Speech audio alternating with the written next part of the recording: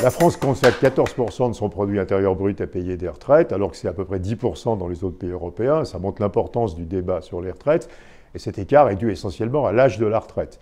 Alors on a vu que les candidats proposent pour les uns de le ramener à 60 ans, pour les autres de l'allonger à 64 ou 65 ans. Alors, faut-il repousser l'âge de la retraite?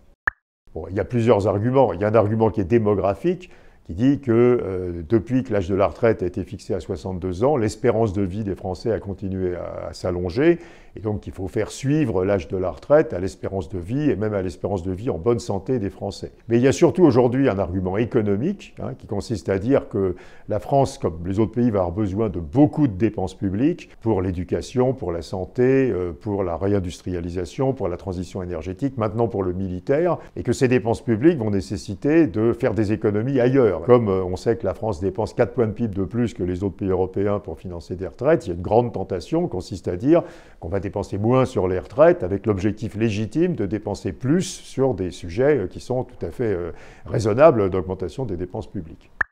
Alors ceux qui sont contre, peuvent mettre en avant, d'une part, un argument qui est purement social, qui est de dire le progrès historique pour les salariés, ça a été de travailler moins.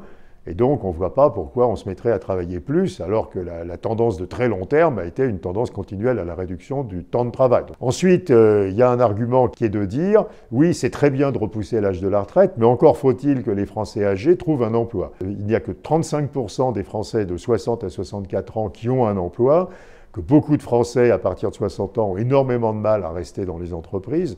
Et donc on voit qu'il peut y avoir une très grande difficulté si on allonge l'âge de la retraite sans mettre en place des politiques qui permettraient de garder dans les entreprises les Français les plus âgés.